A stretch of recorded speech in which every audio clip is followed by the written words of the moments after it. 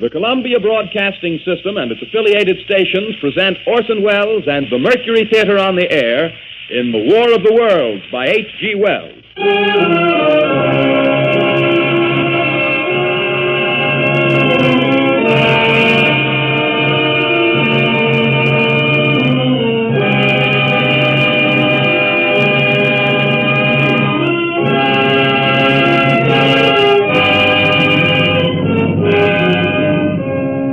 Ladies and gentlemen, the director of the Mercury Theatre and star of these broadcasts, Orson Welles. We know now that in the early years of the 20th century, this world was being watched closely by intelligences greater than man's, and yet as mortal as his own. We know now that as human beings busied themselves about their various concerns, they were scrutinized and studied, perhaps almost as narrowly as a man with a microscope might scrutinize the transient creatures that swarm and multiply in a drop of water.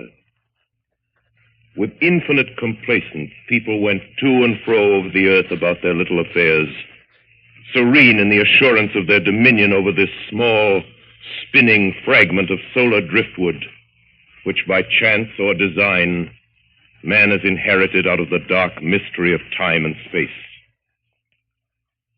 Yet across an immense ethereal gulf, minds that are to our minds as ours are to the beasts in the jungle, intellects, vast, cool, and unsympathetic, regarded this earth with envious eyes and slowly and surely drew their plans against us.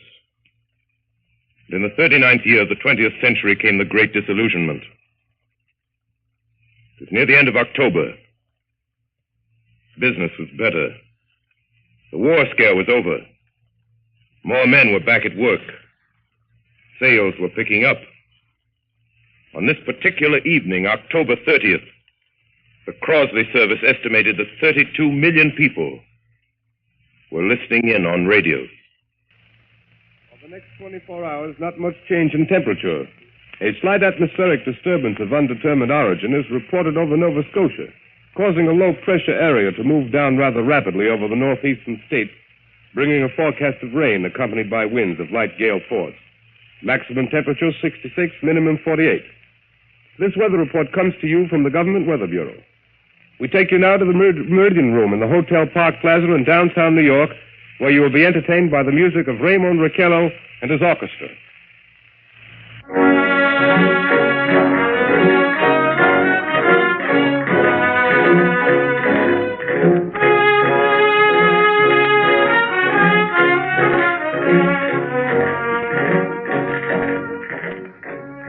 Good evening, ladies and gentlemen. From the Meridian Room in the Park Plaza Hotel in New York City, we bring you the music of Raymond Raquello and his orchestra.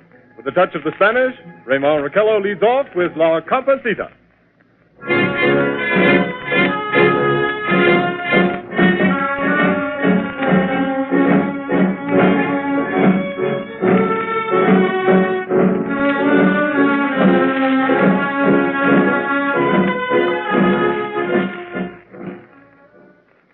Ladies and gentlemen, we interrupt our program of dance music to bring you a special bulletin from the Intercontinental Radio News. At 20 minutes before 8 Central Time, Professor Farrell of the Mount Jennings Observatory, Chicago, Illinois, reports observing several explosions of incandescent gas occurring at regular intervals on the planet Mars. The spectroscope indicates the gas to be hydrogen and moving toward the Earth with enormous velocity. Professor Pearson of the observatory at Princeton confirms Farrell's observation and describes the phenomenon as, quote, like a jet of blue flame shot from a gun, unquote. We now return you to the music of Raymond Raquello, playing for you in the Meridian Room of the Park Plaza Hotel, situated in downtown New York.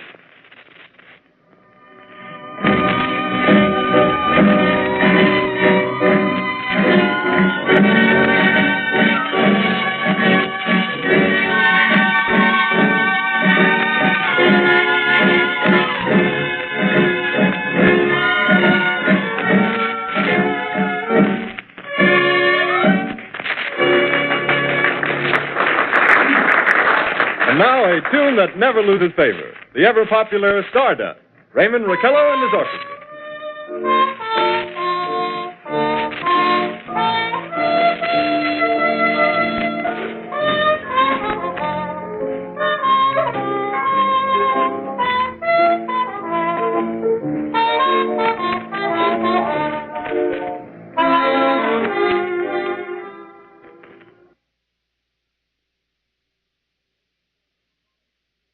Ladies and gentlemen, following on the news given in our bulletin a moment ago, the Government Meteorological Bureau has requested the large observatories of the country to keep an astronomical watch on any further disturbances occurring on the planet Mars. Due to the unusual nature of this occurrence, we have arranged an interview with a noted astronomer, Professor Pearson, who will give us his views on this event. In a few moments, we will take you to the Princeton Observatory at Princeton, New Jersey. We return you until then to the music of Raymond Raquello and his orchestra.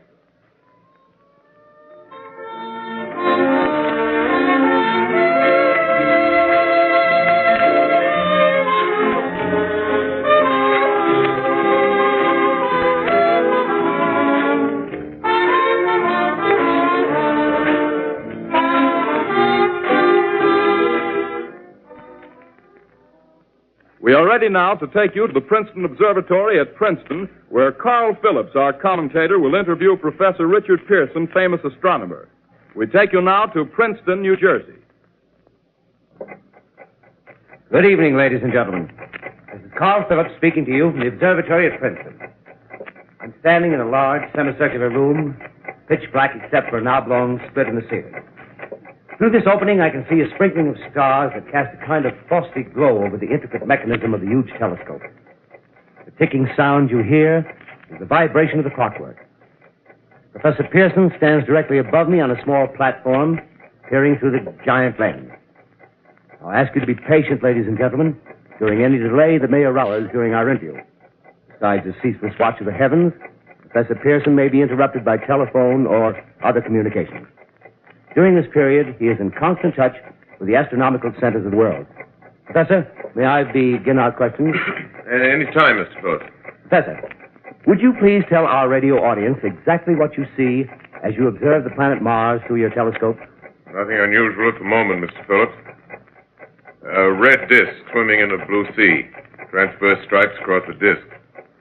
Quite distinct now because Mars happens to be at the point nearest the Earth, in opposition, as we call it. In your opinion, what do these transverse stripes signify, Professor Pearson? Not canals, I can assure you, Mr. Phillips. See. Although that's the popular conjecture of those who imagine Mars to be inhabited. From a scientific viewpoint, the stripes are merely the result of atmospheric conditions peculiar to the planet.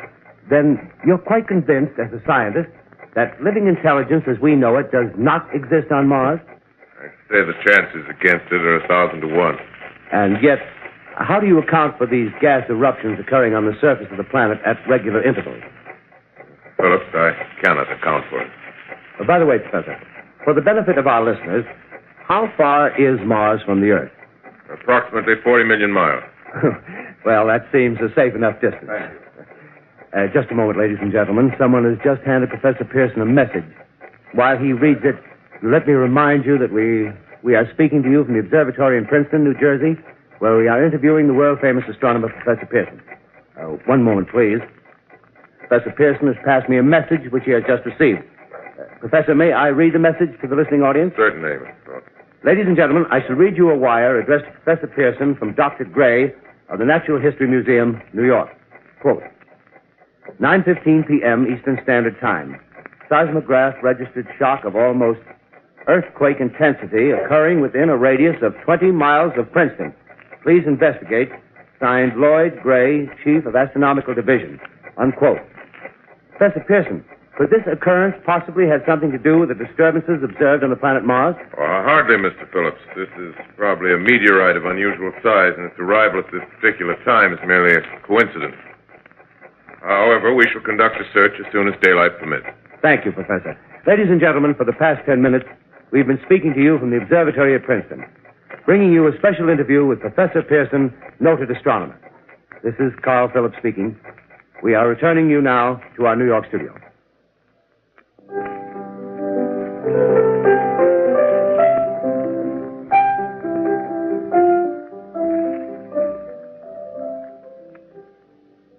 Ladies and gentlemen, here is the latest bulletin from the Intercontinental Radio News.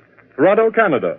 Professor Morse of Macmillan University reports observing a total of 3 explosions on the planet Mars between the hours of 7:45 p.m. and 9:20 p.m. Eastern Standard Time. This confirms earlier reports received from American observatories. Now, nearer home, comes a special bulletin from Trenton, New Jersey. It is reported that at 8:50 p.m., a huge flaming object, believed to be a meteorite, fell on a farm in the neighborhood of Grover's Mill, New Jersey, 22 miles from Trenton. The flash in the sky was visible within a radius of several hundred miles, and the noise of the impact was heard as far north as Elizabeth. We have dispatched a special mobile unit to the scene, and we'll have our commentator, Carl Phillips, give you a word picture of the scene as soon as he can reach there from Princeton. In the meantime, we take you to the Hotel Martinet in Brooklyn, where Bobby Millett and his orchestra are offering a program of dance music.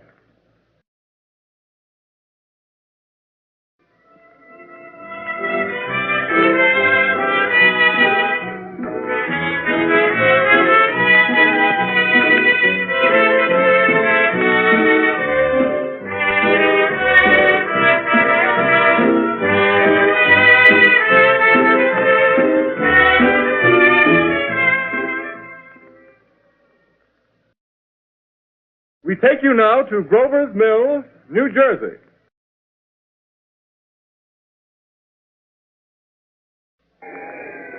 Ladies and gentlemen, this is Carl Phillips again, out at the Wilmot Farm, Grover's Mill, New Jersey. Professor Pearson and myself made the 11 miles from Princeton in 10 minutes. Well, I hardly know where to begin. To paint for you a word picture of a strange scene before my eyes, like something out of a modern Arabian Nights. Well, I just got here. I haven't had a chance to look around yet. I guess that's it. Yes, I guess that's the thing directly in front of me. Half buried in a vast pit. Must have struck with terrific force. The ground is covered with splinters of a tree. It must have struck on its way down. But I can see of the object itself doesn't look very much like a meteor. At least not the meteors I've seen. It looks more like a huge cylinder. Has a diameter of, what would you say, Professor Pearson? What's that?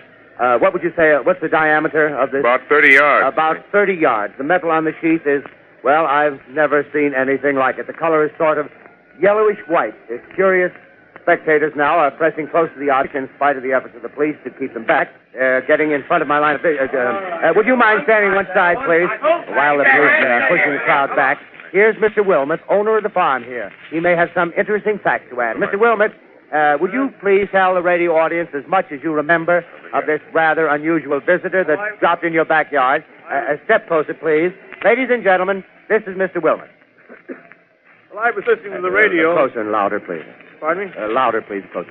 Yes. I was listening to the radio and kind of drowsing. That professor fellow was talking about Mars, so I was half chosen and half... Yes, Mr. Wilmot, and then what happened? Well, as I was saying, I was listening to the radio, kind of halfway. Yes, Mr. Wilmot, and then you saw something. Well, not first off. I heard something. And what did you hear? A hissing sound like this. Kind of like a 4th of July rocket. Yes, then what? I turned my head out the window and would have sworn I was asleep and dreaming. Yes? I seen a kind of greenish streak and then zingo. Something smacked the ground, knocked me clear out of my chair. Well, were you frightened, Mr. Wilmot? Well, I ain't quite sure. I reckon I was kind of riled. Well, thank you, Mr. Wilmot. Thank you very much. Yeah, you want me to tell No, that's quite all right. That's plenty. Ladies and gentlemen, you've just heard Mr. Wilmot, owner of the farm where this thing has fallen. I wish I could convey the atmosphere, the background of this fantastic scene. Hundreds of cars are parked in a field in back of us, and the police are trying to rope off the roadway leading into the farm, but it's no use. They're breaking right through. The car's headlights throw an enormous spotlight on the pit where the object's half buried. Now, some of the more daring souls now are venturing near the edge. Their silhouettes stand out against the metal sheen. One man wants to touch the thing. He's having an argument with the policeman. The policeman wins. Now, ladies and gentlemen, there's something I haven't mentioned in all this excitement, but it's becoming more distinct. Perhaps you've caught it already on your radio. Listen, please. Do you hear it? It's a curious humming sound that seems to come from inside the object. I'll move the microphone nearer. Here. Now, we're not more than 25 feet away. Can you hear it now? Professor Pearson. Yes, Mr. Wells. Can you tell us the meaning of that scraping noise inside the thing? Possibly the unequal cooling of its surface. I say, do you still think it's a meteor, Professor? I don't know what to think. The metal casing is definitely extraterrestrial. Not found on this Earth. Friction with the Earth's atmosphere usually tears holes in a meteorite. This thing is smooth and You can see his cylindrical Just a minute. shape. Something's happening. Ladies and gentlemen, this is terrific. This end of the thing is beginning to flake off. The top is beginning to rotate like a screw, and the thing must be hollow. He's moving. Keep back there. Keep back there. Keep those men back. Keep back there. Keep those idiots back. Keep off. The top's loose. Look out there. Stand back. Ladies and gentlemen, this is the most terrifying thing I've ever witnessed. Wait a minute. Someone's crawling Someone or something. I can see turning out of that black hole two luminous discs. The eyes, it might be a face, might be almost Good heavens, something wriggling out of the shadow like a gray snake. Now it's another one, and another one, and another one. They look like tentacles to me. Oh, yeah, I can see the thing's body now. It's large as a bear.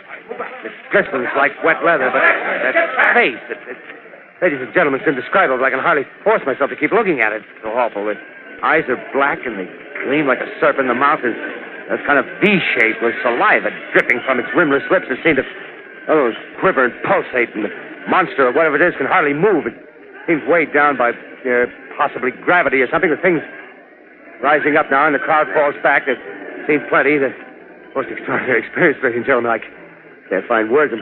Well, I'll pull this microphone with me as I talk. I'll have to stop the description till I can take a new position. Hold on, will you, please? I'll be right back in a minute.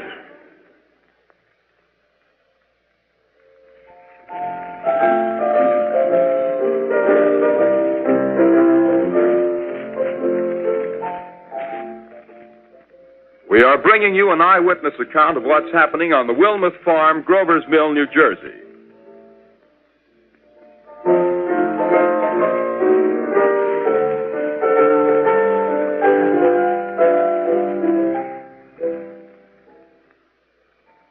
We now return you to Carl Phillips at Grover's Mill. Ladies and gentlemen, am I on? Ladies and gentlemen, here I am, back of a stone wall that adjoins Mr. Wilmuth's garden.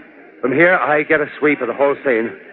I'll give you every detail as long as I can talk and as long as I can see. More state police have arrived. They're drawing up a cordon in front of the pit. About 30 of them. No need to push the crowd back now. They're willing to keep their distance. The captain conferring with someone. Can't quite see who. Oh, yes, I believe it's Professor Pearson. Yes, it is. Now they've parted, and the professor moves around one side, studying the object while the captain and two policemen advance with something in their hands. I can see it now. It's a white handkerchief tied to a pole. Flag of truce. If those creatures know what that means, what anything means. Wait a minute, something's happening. A humped shape is rising out of the pit. I can make out a small beam of light against a mirror. What's that? There's a jet of flame springing from the mirror, and it leaps right at the advancing men. It strikes them head on. Lord, they're turning into flames. Now the whole field's caught up by the woods, the barns, the gas tanks for the automobiles spreading everywhere. It's coming this way now, about 20 yards to my right.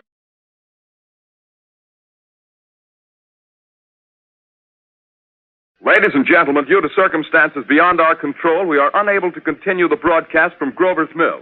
Evidently, there's some difficulty with our field transmission. However, we will return to that point at the earliest opportunity.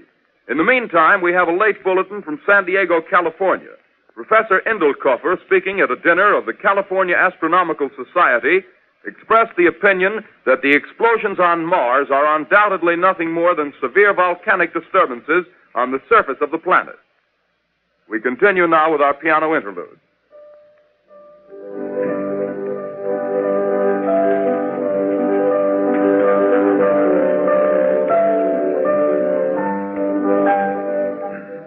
Ladies and gentlemen, I've just been handed a message that came in from Grover's Mill by telephone. Just one moment, please. At least 40 people, including 6 state troopers, lie dead in a field east of the village of Grover's Mill. Their bodies burned and distorted beyond all possible recognition. The next voice you hear will be that of Brigadier General Montgomery Smith, commander of the state militia at Trenton, New Jersey.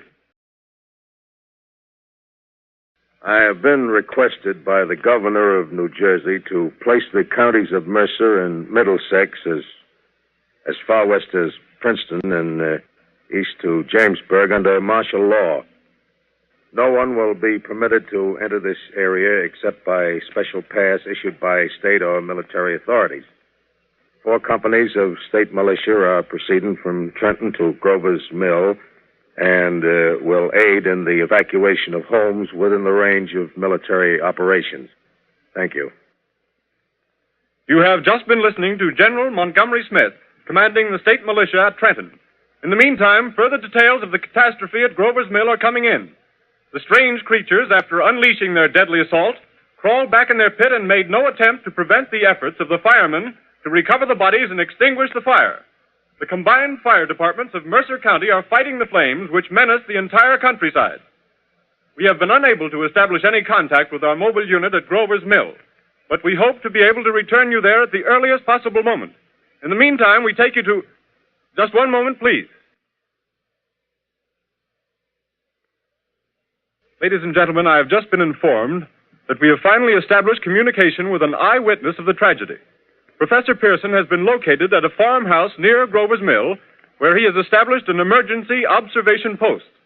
As a scientist, he will give you his explanation of the calamity. The next voice you hear will be that of Professor Pearson, brought to you by direct wire. Professor Pearson. Of the creatures in the rocket cylinder at Grover's Mill, I can give you no authoritative information, either as to their nature, their origin, or their purposes here on Earth. Of their destructive instrument, I might venture some conjectural explanation. For want of a better term, I shall refer to the mysterious weapon as a heat ray. It's all too evident that these creatures have scientific knowledge far in advance of our own. It's my guess that in some way they are able to generate an intense heat in a chamber of practically absolute non-conductivity. This intense heat they project in a parallel beam against any object they choose by means of a polished parabolic mirror of unknown composition, much as the mirror of a lighthouse projects a beam of light. That is my conjecture of the origin of the heat ray. Thank you, Professor Pearson. Ladies and gentlemen, here is a bulletin from Trenton. It is a brief statement informing us that the charred body of Carl Phillips has been identified in a Trenton hospital. Now, here's another bulletin from Washington, D.C. The Office of the Director of the National Red Cross reports 10 units of Red Cross emergency workers have been assigned to the headquarters of the state militia, stationed outside of Grover's Mill, New Jersey.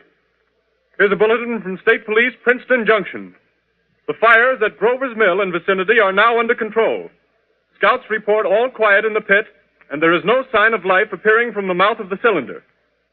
Now, ladies and gentlemen, we have a special statement from Mr. Harry McDonald, Vice President in charge of operations.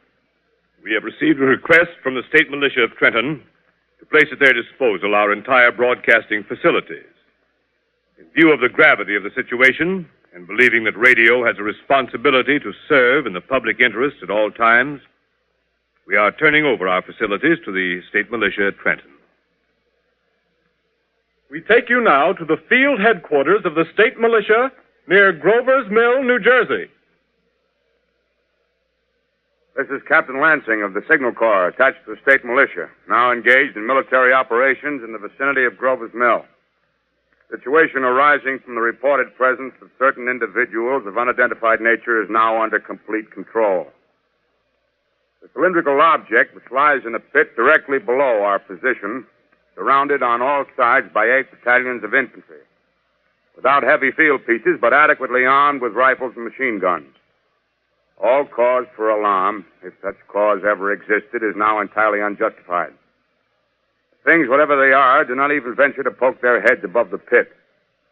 I can see their hiding place plainly in the glare of the searchlights here. With all their reported resources, these creatures can scarcely stand up against heavy machine gun fire. Anyway, it's an interesting outing for the troops. I can make out their khaki uniforms crossing back and forth in front of the lights. Looks almost like a real war. There appears to be some slight smoke in the woods bordering the Millstone River, probably fire started by campers. Well, we ought to see some action soon. One of the companies is deploying on the left flank. A quick thrust and it'll all be over. Now, wait a minute, See something on top of the cylinder. No, it's nothing but a shadow. Now the troops are on the edge of the Wilmot farm. 7,000 armed men closing in on an old metal tube. A tub, rather. Well, wait, that wasn't a shadow. It's something moving. Solid metal, kind of a shield-like affair rising up out of the cylinder. It's going higher and higher. What? It's standing on legs, actually rearing up on a sort of metal framework. Now it's reaching above the trees and the searchlights are on it. Hold on.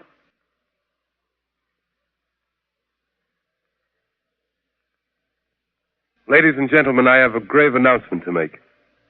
Incredible as it may seem, both the observations of science and the evidence of our eyes lead to the inescapable assumption that those strange beings who landed in the Jersey farmlands tonight are the vanguard of an invading army from the planet Mars. The battle which took place tonight at Grover Mills has ended in one of the most startling defeats ever suffered by an army in modern times. 7,000 men armed with rifles and machine guns pitted against the single fighting machine of the invaders from Mars. 120 known survivors. The rest strewn over the battle area from Grover's Mill to Plainsboro, crushed and trampled to death under the metal feet of the monster, or burned to cinders by its heat ray. The monster is now in control of the middle section of New Jersey and has effectively cut the state through its center. Communication lines are down from Pennsylvania to the Atlantic Ocean. Railroad tracks are torn and service from New York to Philadelphia discontinued, except routing some of the trains through Allerton and Phoenixville. Highways to the north, south, and west are clogged with frantic human traffic. Police and army reserves are unable to control the mad flight. By morning, the fugitives will have swelled Philadelphia, Camden, and Trenton. It is estimated to twice their normal population. Martial law prevails throughout New Jersey and eastern Pennsylvania. At this time, we take you to Washington for a special broadcast on the national emergency. The Secretary of the Interior. Citizens of the nation, I shall not try to conceal the gravity of the situation that confronts the country, nor the concern of your government in protecting the lives and property of its people. However, I wish to impress upon you, private citizens and public officials, all of you, the urgent need of calm and resourceful action. Fortunately, this formidable enemy is still confined to a comparatively small area, and we may place our faith in the military forces to keep them there. In the meantime, placing our faith in God, we must continue the performance of our duties, each and every one of us, so that we may confront this destructive adversary with a nation united, courageous, and consecrated to the preservation of human supremacy on this earth. I thank you. You have just heard the Secretary of the Interior speaking from Washington. Bulletins too numerous to read are piling up in the studio here. We're informed that the central portion of New Jersey is blacked out from radio communication due to the effect of the heat ray upon power lines and electrical equipment. Here's a special bulletin in New York. Cables have been received from English, French, and German scientific bodies offering assistance. Astronomers report continued gas outbursts at regular intervals on the planet Mars. The majority voiced the opinion that the enemy will be reinforced by additional rocket machines. There have been several attempts made to locate Professor Pearson of Princeton, who has observed Martians at close range. It is feared he was lost in the recent battle. Langham Field, Virginia. Scouting planes report 3 Martian machines visible above treetops, moving north toward Somerville with population fleeing ahead of them. The heat ray is not in use, although advancing at express train speed, invaders pick their way carefully. They seem to be making a conscious effort to avoid destruction of cities and countryside. However, they stop to uproot power lines, bridges, and railroad tracks. Their apparent objective is to crush resistance, paralyze communication, and disorganize human society. Here is a bulletin from Basking Ridge, New Jersey. Coon hunters have stumbled on a second cylinder similar to the first, embedded in the great swamp 20 miles south of Morristown. Army field pieces are proceeding from Newark to blow up the second invading unit before the cylinder can be opened and the fighting machine rigged. They are taking up a position in the foothills of Watchung Mountain. Another bulletin from Langham Field, Virginia. Scouting planes report enemy machines, now 3 in number, increasing speed northward, kicking over houses and trees in their evident haste to form a conjunction with their allies south of Morristown. Machines also sighted by telephone operator east of Middlesex within 10 miles of Plainfield. Here's a bulletin from Winston Field, Long Island. A fleet of Army bombers carrying heavy explosive flying north in pursuit of enemy. Scouting planes act as guides. They keep the speeding enemy in sight. Just a moment, please, ladies and gentlemen. We've run special wires to the artillery line and adjacent villages to give you direct reports from the zone of the advancing enemy. First, we take you to the battery of the 22nd Field Artillery, located in the Watchung Mountains. Range 32 meters. 32 meters. Projection 39 degrees. 39 degrees. Fire.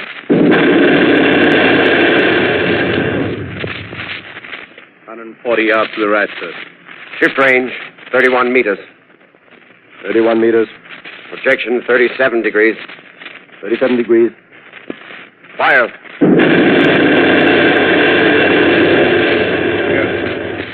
Hit, sir. Got the tripod of one of them. That's off. The others are trying to repair it. Quick, get the range. Shift 30 meters. 30 meters. Projection 27 degrees. 27 degrees. Fire.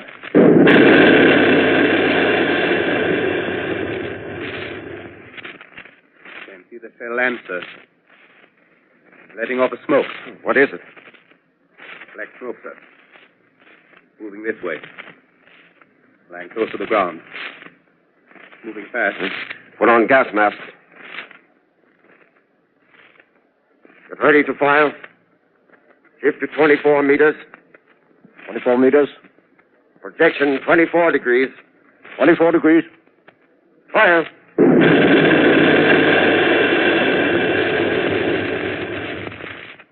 Still can't see, sir. Smoke's coming nearer. Get the range. 23 meters. 23 meters. 23 meters. 22 degrees. 22 degrees.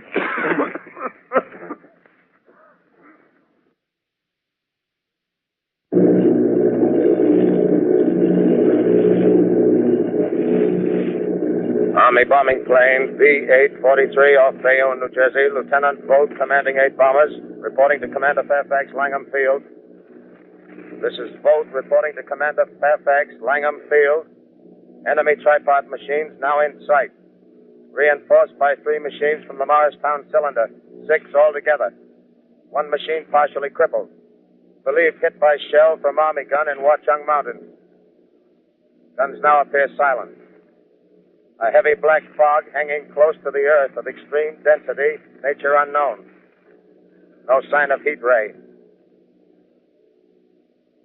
Enemy now turns east, crossing Passaic River into the Jersey marshes. Another straddles the Pulaski Skyway. Evident objective is New York City. They're pushing down a high-tension power station. Machines are close together now, and we're ready to attack. Planes circling, ready to strike.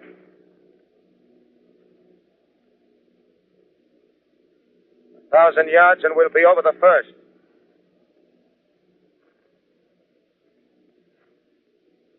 Eight 800 yards.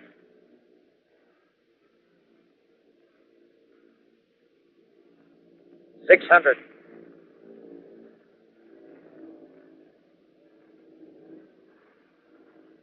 $400. $200. There they go. The giant arm raised. Green flash. They're spraying us with flame. 2,000 feet. Engines are giving out. No chance to release bombs. Only one thing left. Drop on them, plane and all. We're diving on the first one. Now the engine's gone. 8.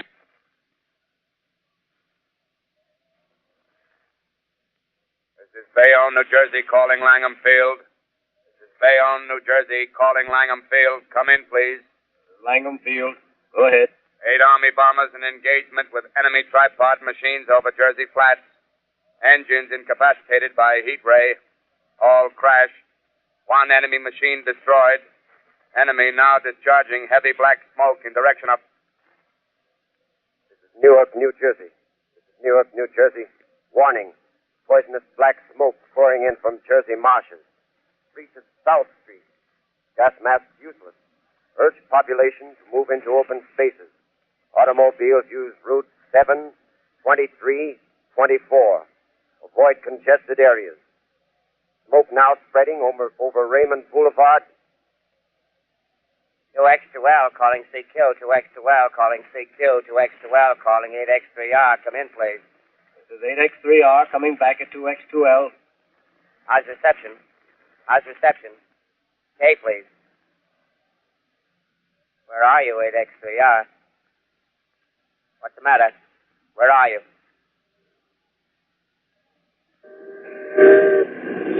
I'm speaking from the roof of Broadcasting Building.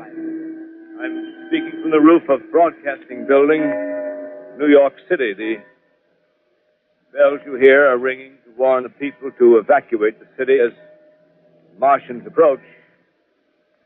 Estimated in the last 2 hours, 3 million people have moved out along the roads to the north.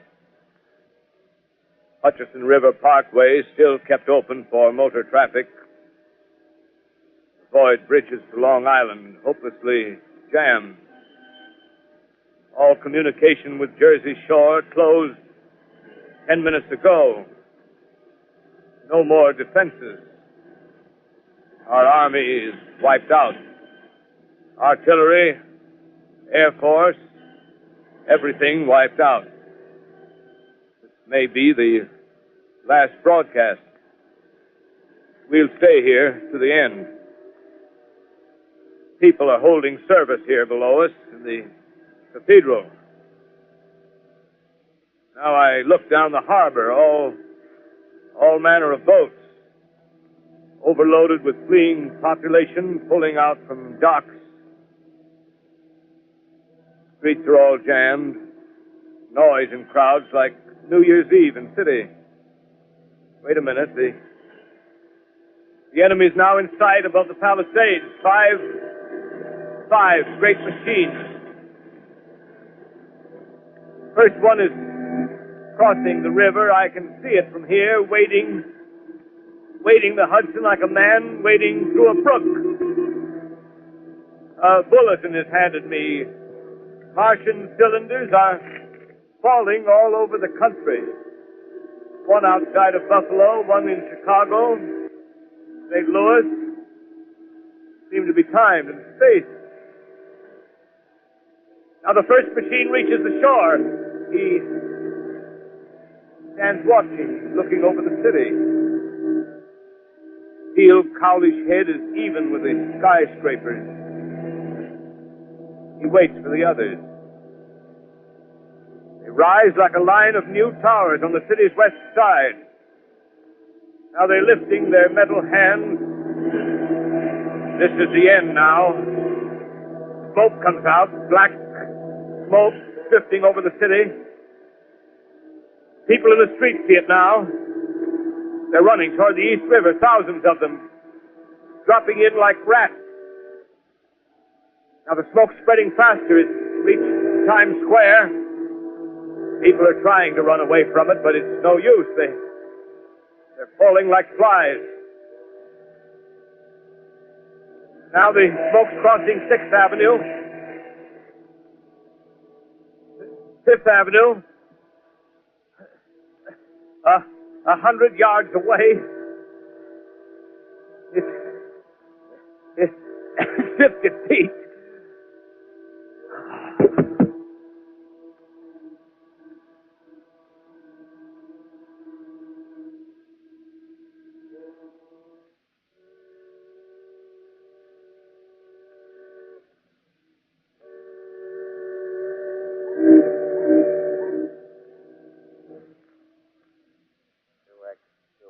Calling CQ. 2X2L calling CQ. 2X2L calling CQ, New York. Isn't there anyone on the air? Isn't there anyone on the air? Isn't there anyone? 2X2L.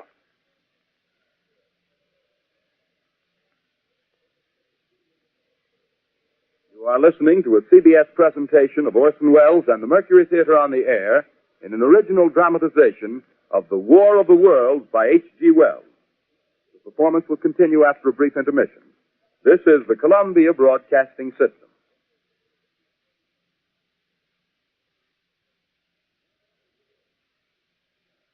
The War of the Worlds by H.G. Wells, starring Orson Welles and the Mercury Theatre on the Air.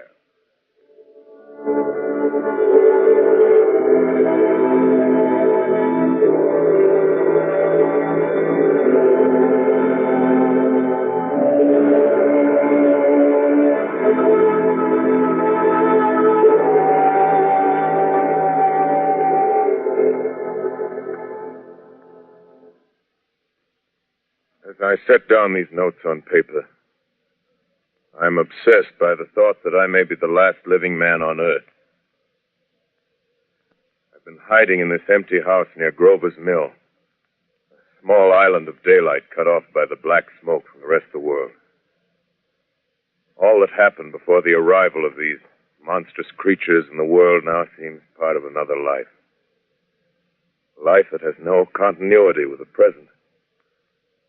Furtive existence with a lonely derelict who pencils these words on the back of some astronomical notes bearing the signature of Richard Pearson.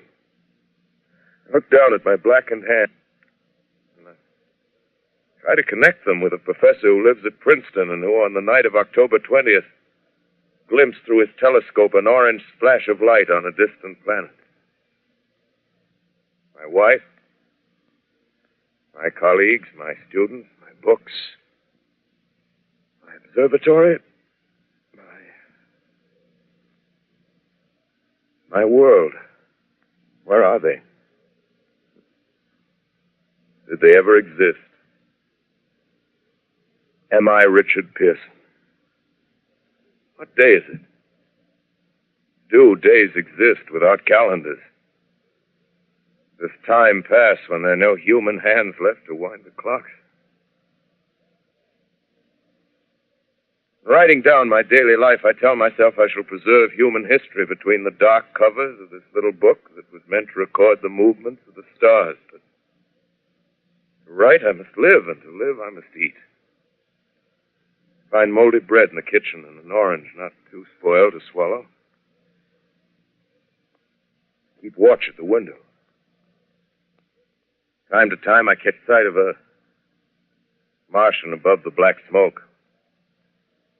Smoke still holds the house in its black coil, but at length there's a hissing sound, and suddenly I see a Martian mounted on his machine, spraying the air with a jet of steam as if to dissipate the smoke. I watch in a corner as his huge metal legs nearly brush against the house. Exhausted by terror, I fall asleep. Morning. Morning. Sun streams in the window. Black cloud of gas is lifted, and the scorched meadows to the north look as though a black snowstorm had passed over them. I venture from the house. I make my way to a road, no traffic. Here and there, a wrecked car, baggage overturned, a blackened skeleton. Push on north. For some reason, I feel safer trailing these monsters than running away from them. And I keep a careful watch. I've seen the Martians feed. Should one of their machines appear over the top of trees, I'm ready to fling myself flat on the earth. Come to a chestnut tree. October. Chestnuts are ripe. Fill my pockets. Just keep alive. 2 days I wander in a vague northerly direction through a desolate world. Finally, I notice a living creature. A small red squirrel in a beech tree. I stare at him and wonder. He stares back at me. I believe at that moment the animal and I shared the same emotion. The joy of finding another living being. Push on north. I find dead cows in a brackish field, and beyond the charred ruins of a dairy and a silo, remain standing guard over the wasteland like a lighthouse, deserted by the sea. Astride the silo perches a weathercock. The arrow points north. North. Next day, I come to a city. City vaguely familiar in its contours, yet its buildings strangely dwarfed and leveled off as if a giant had sliced off its highest towers with a capricious sweep of his hand. Reached the outskirts, I found Newark. Newark, undemolished but humbled by some whim of the advancing Martians. Presently, with an odd feeling of being watched, I caught sight of something crouching in a doorway. I made a step towards it. Rose up and became a man. A man armed with a large knife. Stop! Where do you come from? I come from many places.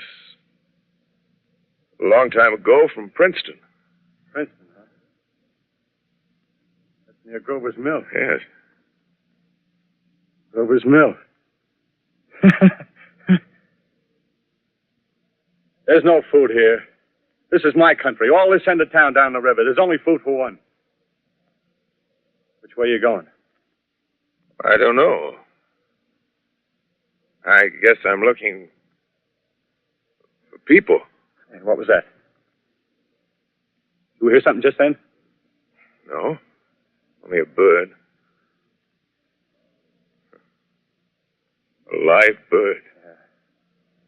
You get to know that birds have shadows these days. Say, we're in the open here.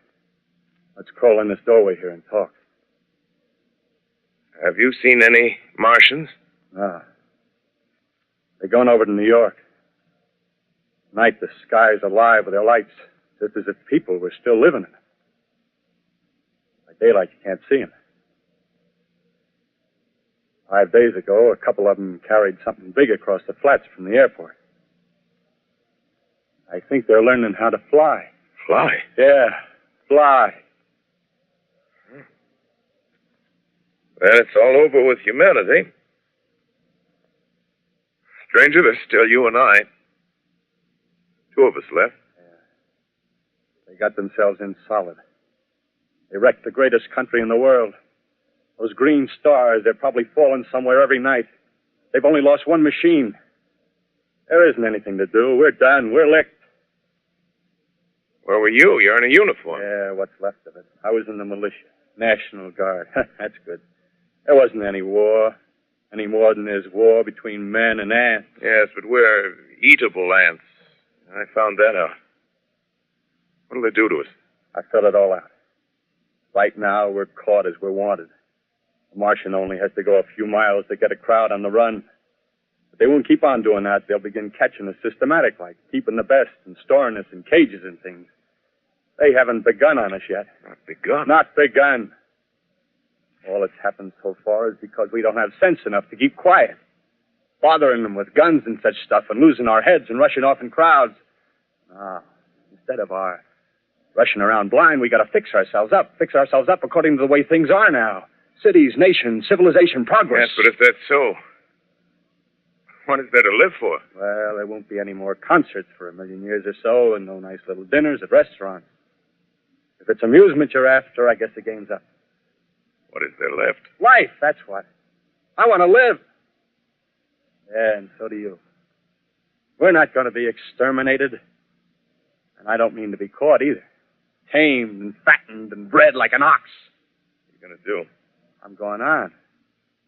Right under their feet. I got a plan. We men as men, we're finished. We don't know enough. We got to learn plenty before we got a chance. We've got to live and keep free while we learn, see? I've thought it all out, see? Well, tell me the rest. Well, it isn't all of us that are made for wild beasts. That's what it got to be. That's why I watched you. watched you. All those little office workers that used to live in these houses. They be no good. They haven't any stuff in them. They run off to work. I've seen hundreds of them running to catch their commuter's train in the morning, afraid they'd get canned if they didn't. Running back at night, afraid they wouldn't be in time for dinner. Lives insured and a little invested in case of accident. Yeah, and on Sundays, worried about the hereafter. The Martians, they'll be a godsend for those guys. Nice roomy cages, good food, careful breeding, no worries. Yeah, after a week or so of chasing around the fields on empty stomachs, they'll come and be glad to be caught. You've thought it all out, haven't you? Sure, you bet I have. That isn't all. These Martians are going to make pets of them. Train them to do tricks. Who knows, get sentimental over the pet boy who grew up and had to be killed. Yeah. And some, maybe, they'll train to hunt us. Oh, no, it's impossible. Yes, they will. There's men who do it gladly. One of them never suggested me, by... Meantime, you and I and others like us, where are we to live when the Martians own the Earth? I got it all figured out. We'll live underground. I've been thinking about the sewers. Under New York, there are miles and miles of them. The main ones, they're big enough for anybody. Then there's cellars, vaults, underground storerooms, railway tunnels, subways. You begin to see, huh? We'll get a bunch of strong men together. No weakness. That rubbish, out. As you meant me to go. All right. Give you a chance, didn't I? Won't quarrel about that. Go on. Well, we got to make safe places for us to stay in, see? Get all the books we can. Science books. That's where men like you come in, see? We raid the museums. We'll even spy on the Martians. May not be so much we have to learn before... Just imagine this. 4 or 5 of their own fighting machines suddenly start off. Heat rays right and left. Not a Martian in them. Not a Martian in them, see? But men. Men who've learned the way how. May even be in our time. Gee. Imagine having one of them lovely things with a heat ray wide and free. We'd turn it on Martians. We'd turn it on men. We'd bring everybody down on their knees. That's your plan. You. Me. You more. We'd own the world. I see. Hey. Hey, what's the matter? Where are you going? Not to your world. Bye, stranger. Well, after parting with the artilleryman, I came at last to the Holland Tunnel. I entered that silent tube. Anxious to know the fate of the great city on the other side of the Hudson. Cautiously, I came out of the tunnel and made my way up Canal Street. Reached 14th Street, and there again were black powder and several bodies and an evil, ominous smell from the gratings of the cellars of some of the houses. I wandered up through the 30s and 40s, stood alone on Times Square, caught sight of a lean dog running down 7th Avenue with a piece of dark brown meat in his jaws and a pack of starving mongrels at his heels.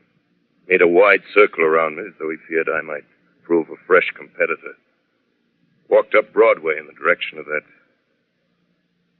strange powder, past silent shop windows, displaying their mute wares to empty sidewalks. Past the Capitol Theater, silent, dark. Past a shooting gallery where a row of empty guns faced an arrested line of wooden ducks. Near Columbus Circle, I noticed models of 1939 motor cars in the showrooms facing empty streets. Over the top of the General Motors building, I watched a flock of black birds circling in the sky. Hurried on. Suddenly, I caught sight of the hood of a Martian machine, standing somewhere in Central Park, gleaming in the late afternoon sun. An insane idea. I rushed recklessly across Columbus Circle and into the park. I climbed a small hill above the pond at 60th Street, and from there I could see, standing in a silent row along the mall, 19 of those great metal titans, their cowls empty, their steel arms hanging listlessly by their sides. I looked in vain for the monsters that inhabit those machines. Suddenly, my eyes were attracted to the immense flock of black birds that hovered directly below me. They circled to the ground. And there before my eyes, stark and silent, lay the Martians with the hungry birds pecking and tearing brown shreds of flesh from their dead bodies. Later, when their bodies were examined in laboratories, it was found that they were killed by the putrefactive and disease bacteria against which their systems were unprepared. Slain, after all, man's defenses had failed by the humblest thing that God, His wisdom, has put upon this earth. Before the cylinder fell, there was a general persuasion that through all the deep of space, no life existed beyond the petty surface of our minute sphere. Now we see further. Dim and wonderful is the vision I've conjured up in my mind of life spreading slowly from this little seedbed of the solar system throughout the inanimate vastnesses of sidereal space. But a remote dream, maybe. Maybe that the destruction of the Martians is only a reprieve to them and not to us. The future ordained, perhaps. Strange it now seems to sit in my peaceful study at Princeton, writing down this last chapter of the record, begun at a deserted farm in Grover's Mill. Strange to watch children playing in the streets. Strange to see young people strolling on the green where the new spring grass heals the last black scars of a bruised earth. Strange to watch the sightseers enter the museum where the dissembled parts of a Martian machine are kept on public view. Strange when I recall the time when I first saw it. Bright, clean cut, hard, and silent under the dawn of that last great day.